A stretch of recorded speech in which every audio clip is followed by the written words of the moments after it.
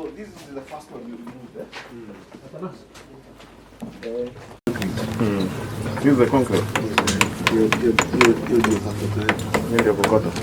So the plaster is very good. The concrete is not good. It's the same on the beams. So the load of a building is transferred through the beams. They bring to the columns. The columns take to the footing, and then it spreads to the ground. So what has filled in this building? One is this. That is the pillars.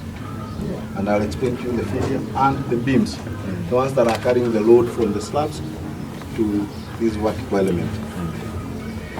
One, you've seen the concrete is very bad. So inside, what you've done, we removed plaster on this side and plaster on this side. We've used three equipments. There's a Schmidt hammer, where we hit to see the compressive strength of concrete. We've also used a UPV scanner, where we transmit a wave through here. And depending on the time it takes, the speed, we're able to know how good the concrete is. Then we have a rebar scanner. We can scan and know where is the reinforcement, what size, and what spacing. So we've done those three tests. These columns, all of them, fail on design.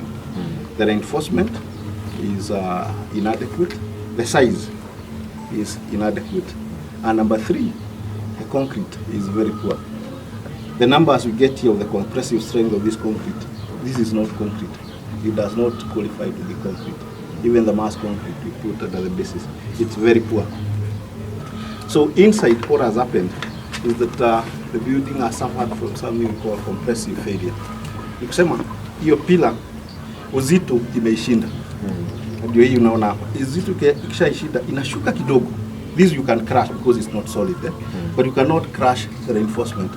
So ikishashuka chini kidogo, nyumba pale kwa sababu iko rigid inabaki na hapa inabaki. Lakini hapa inaanza kuvimba.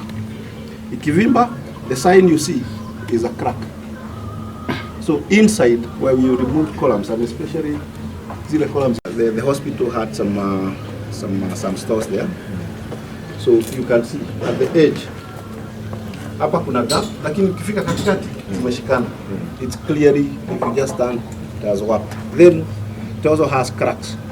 We open the cracks on the beams on this side and on the other side. The crack has gone through. Ukisema hiyo kitu imeshikanisha hizi pila mbili, kwa imekatika. So essentially what we are saying, Your Excellency, is that the structural elements holding these buildings have failed. But for us to reach a conclusive decision on what we need to do with this building, we must test each and every structural member. So we've done a few on this floor. We test all of them and record them. On each and every beam, we go, we remove the plaster, we test, we see, we go to the other floor, up to the third floor, up there. Then we come and excavate some sample bases. We see how deep the foundation was, what was the size of the foundation. We also check, was the concrete like this?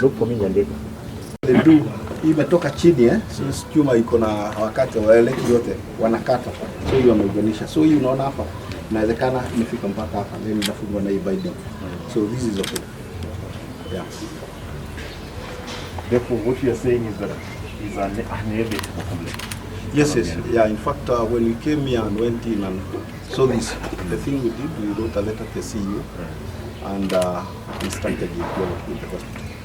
Nobody should be in this building. It's unsafe. It's dangerous. You can see the crack moves like this. That means this concrete is not continuous. It's already been disrupted. So the structural integrity of this, hii kakoto ya kubeba hii yote nisema imefeli. So let me take you to a column.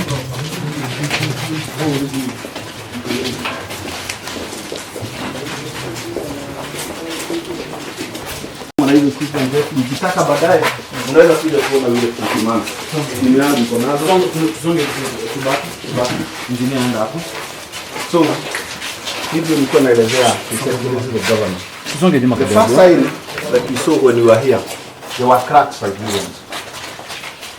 We came in our preliminary investigations, we removed the plaster to see what's happening inside. When we remove the plaster, of course, first we find the concrete is bad, and we see out there, it's very poor concrete. and the rebars have bent. So when the weight, because this is carrying all the weight, all the 5 floors of this building, to transmit it to the ground. So hii uzito imekuwa nyingi. Ikiwa nyingi, ni kusema hii kakoto imefinyika kidogo tu.